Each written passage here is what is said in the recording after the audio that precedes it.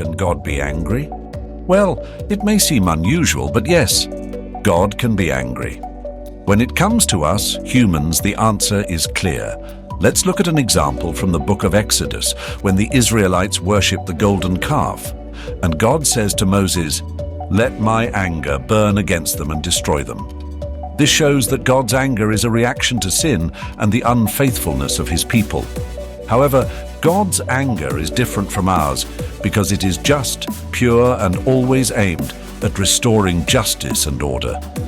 Unlike us, who often burst into anger over trivial matters, God gets angry only when it is truly necessary.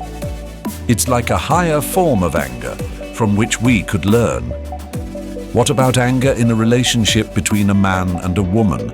Can it be constructive, or is it just destructive? Anger in relationships, especially in marriages, is often seen as something negative, something to be avoided. But the truth is, anger, when processed properly, can serve as a driving force for growth and deeper understanding of each other. The Epistle to the Ephesians says, "In your anger, do not sin. Do not let the sun go down while you are still angry." This means that anger itself is not a sin, but the way we process it can lead to good or evil. So, if you must be angry, do it wisely and with the ability to repair the damage. And what about pathological anger? That's a different story. Anger becomes destructive when it is uncontrolled and chronic. It destroys relationships, leads to violence and isolation. Psychology clearly states that healthy anger management is crucial for mental and physical well-being. To effectively deal with anger, we must first understand and accept it, then find constructive ways to express it. Talking, physical activity, relaxation techniques, and in extreme cases, therapy at a family counseling center can all help. Of course, it's easier said than done, but who said life is supposed to be easy? How to have a healthy argument in a relationship? Now that's an art. A healthy argument can lead to greater understanding and strengthening of the bond. The key is to focus on the problem during the conflict, not the person. Avoid insults and belittling. Express your feelings and needs calmly and constructively. Listen to the other person with empathy and understanding. Seek compromises and common solutions. Sounds like an instruction manual. Maybe, but it works.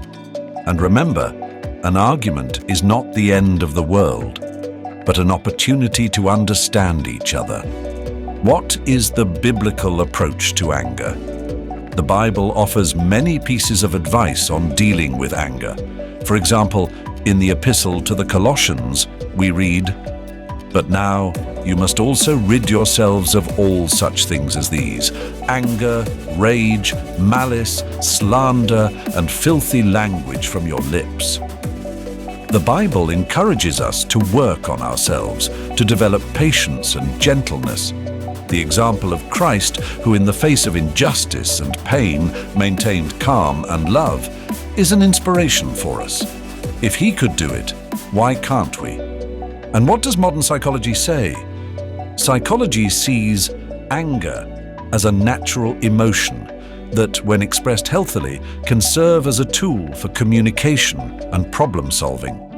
Therapists encourage techniques such as meditation, breathing exercises, and behavioral therapy to learn how to control and express anger in ways that do not harm ourselves or our loved ones. Easier said than done? Sure, but who said life is a piece of cake?